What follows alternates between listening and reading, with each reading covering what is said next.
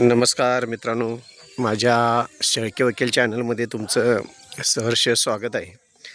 मित्रांनो, आपण आपलं आयुष्य जगत असताना किंवा हा आयुष्याचा प्रवास आपण करत असताना जीवनामध्ये काही फार नसली तर काही तत्त्व आपण पाळणं फार गरजेचं असतं. कारण जीवनामध्ये अशी काही माणसं आपणला येऊन ह्या प्रवासात भेटत असतात की त्या माणसापासून सुख समाधान मिळण्यापेक्षा त्या माणसापासून आपणला जास्तीत जास्त त्रास होण्याची शक्यता असते. आणि ह्या माणसांचा स्वभाव कधी कळतो माहिती आहे का? ज्यावेळी ही माणसं आपला रंग दाखवतात आणि आपणला त्याच्या झळा पोचायला लागतात, त्यावेळी ह्या माणसांचा स्वभाव आपणला समजून येत असते की ही माणसं अशी का वागत असतील, आपलं काय चुकलं का? तर मित्रांनो, अशा माणसांचा स्वभाव जर आपणला वेळेवर जर कळाला तर आपण आपल्या जीवनामध्ये काही सुधारणा करू शकतो. आता साधीच गोष्ट बघायला गेला असा तर काही जीवनामध्ये अशी काही माणसं असतात की तुम्ही एखादा छानसा व्यवसाय करताय किंवा तुमचं दुकान वगैरे असते आणि पडदेशाने एखादी व्यक्ती येते, तुमच्याशी चर्चा करते, गोड गोड बोलते आणि ती इतकी गोड बोलत असते की आपल्याला वाटत असतं की आयुष्यामध्ये अशी माणसं भेटायला पाहिजेत. आणि हे असे माणसं भेटल्यानंतर आपण त्यांच्याशी मैत्री करायला लागतो, कारण हे जीवन पुन्हा नाही. आणि एकदा मैत्री झाल्यानंतर लक्षात येतं की पहिल्यांदा वेळी तो त्याच्या फायद्यासाठी आपल्यासंगत काही गोष्टी तो खोटं बोलत असतो. आपण सुसरून जातो की चला, चांगला मित्र आहे, चांगली व्यक्ती आहे, आणि असं तो सातत्यानं करत असतो. सतत असं तो खोटा आपल्याशी बोलत असतो आणि आपण त्याच्यावर आंधळा विश्वास ठेवत असतो आणि आपण आपलं जीवन जगण्याचा प्रयत्न करत असतो. तर मित्रांनो, फार महत्त्वाची गोष्ट आहे, जी व्यक्ती तुमच्याशी अडीअडचणीच्या वेळी जर खोटं बोलत असेल तर मित्रांनो, त्या व्यक्तीला तुमच्या आयुष्यातनं जास्तीत जास्त बाजूला किंवा डिलीट करणं हे फार गरजेचं आहे. कारण ज्यावेळी खरोखर तुम्हाला त्याची गरज असते आणि जर तुम्ही त्यामध्ये अडचणीत आला असाल तर अशावेळी माणसांना डिलीट करणं, जो व्यक्ती तुमच्या आयुष्यात खोटं बोलते त्या व्यक्तीला तुमच्या आयुष्यातनं किंवा आपल्या आयुष्यातनं डिलीट करणं वेळेवर अतिशय उपयोगाचं ठरत असतं.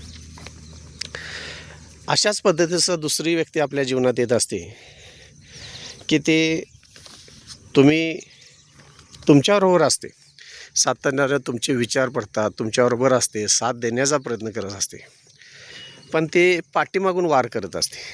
तुम्ही एखादा व्यवसाय करत असाल तर दुसऱ्या 10 जणांना सांगणार की ह्याला काय जमतंय, ह्यो काय करतोय, ह्यो त्यात बुडणारच आहे. म्हणजे सातत्यानं अशी माणसं बी जीवनात येत असतात की जी पाठीमागून वार करत असतात.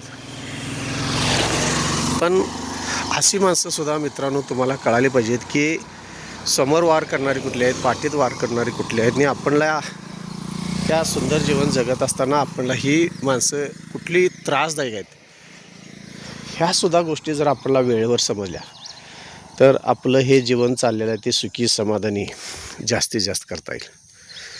ज्या व्यक्ती तुमच्या जीवनामध्ये, तुम्ही एखादा व्यवसाय असेल, तुमचं घरकुल चांगलं गोकुळागतीनं जर कुटुंब चालत असेल, घरात सुख समाधान असेल,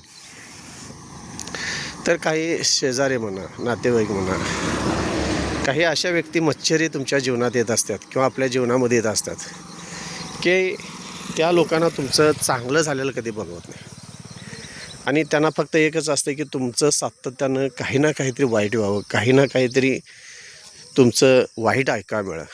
अशा मत्सरी लोकांपासून जास्तीत जास्त लांब राहण्याचा आपण आपल्या जीवनामध्ये फार उपयोग असतो. मित्रांनो, काही अशा पण व्यक्ती आपल्या जीवनामध्ये येत असतात की त्या स्वतःला श्रेष्ठ समजत असतात.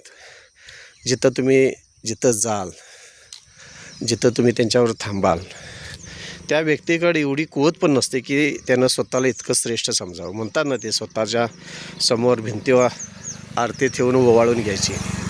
अशी पण जीवनामध्ये काही माणसं येत असतात की त्यांची तेवढी पात्रता नसते, तरीसुद्धा ते इतकी स्वतःला श्रेष्ठ समजत असतात आणि त्या गोष्टीचा त्यांना काही माहितीसुद्धा नसते त्यातली.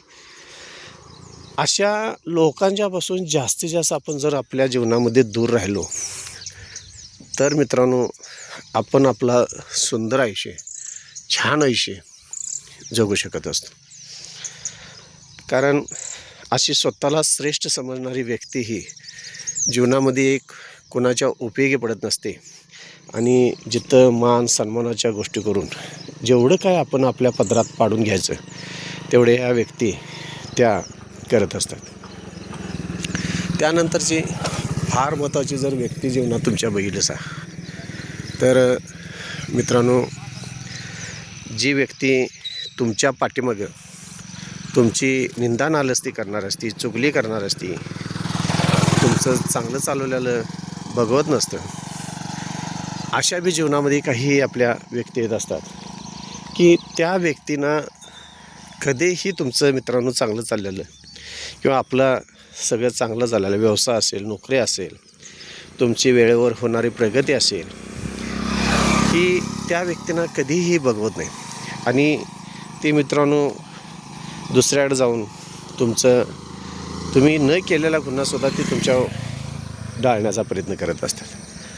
त्यामुळं अशा चुगली करणाऱ्या, आपल्या पाठीमागं सातत्यानं काहीतरी बोलणाऱ्या अशा व्यक्तीपासून तुम्ही जितकं जास्त लांब राहता येईल तितकं आपण राहण्याचा मित्रांनो प्रयत्न केला पाहिजे. कारण हे जीवन जे आहे ते मित्रांनो सुंदर आणि सुखी आणि समृद्धी जगायचं असेल तर अशी ही जीवनात येणारी काही माणसं जी असतात त्यांच्याकडून आपण जास्तीत जास्त लांब राहण्याचा विचार केला पाहिजे. काही माणसं आपल्या जीवनात अशी पण येतात, कितीही त्यांच्याशी चांगलं वागा, कितीही त्यांच्या उपयोगी पडा, कितीही त्यांना मदत करा, शेवटी ते स्वतःचाच विचार करणार, स्वतःच्या पदरात काय काय पडलं बघणार, स्वतःचा काय फायदा झाला बघणार.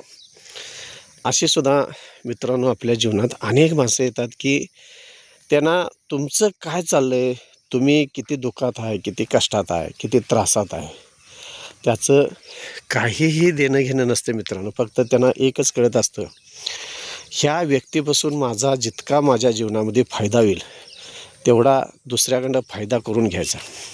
अशी जीवनात फार विचित्र लोक आपल्या येत असतात.